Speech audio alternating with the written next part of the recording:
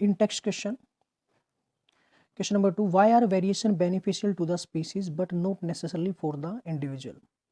जो वेरिएशन है वो एक स्पीसीज के लिए बेनिफिशियल है, लेकिन उतनी बेनिफिशियल नहीं है किसी इंडिविजुअल के लिए, या कहने मतलब दोनों के लिए बेनिफिशियल तो है ही है, लेकिन अब हम देखेंगे कि स्पीसीज के लिए बहुत ज़्यादा बेनिफिशियल है, वो बेनिफिट देती हैं।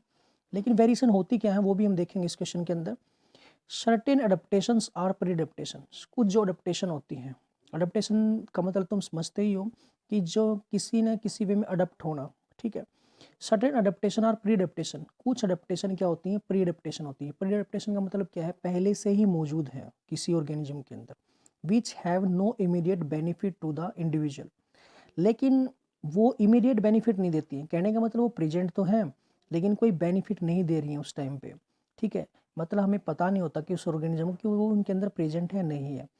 However variation remain in the population, लेकिन वो प्रेजेंट रहती हैं उस पॉपुलेशन के अंदर। मतलब कोई पॉपुलेशन है 50 ऑर्गेनिज्म की कोई पॉपुलेशन है, उसके अंदर 25 की लगा लो या 20 के अंदर लगा दो कि प्री अडेप्टेशन है, ओके।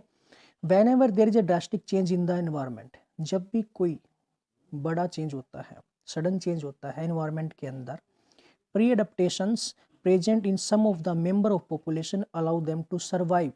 मतलब जिन ऑर्गेनिज्म के अंदर, जिन इंडिविजुअल के अंदर, ठीक है ना, वो अडेप्टेशन थी, प्री अडेप्टेशन प्रेजेंट थी, वो क्या करेगा, वो सर्वाइव करेगा उस एनवायरमेंटल चेंज के अंदर। क्या करेगा, वो सर्वाइव करेगा, ग्रो करेगा, रीगेन करेगा। रीगेन का मतलब क्या है, वो रिप्रोडक्शन करेगा और जो साइज है पॉपुलेशन का वो बढ़ाएंगे।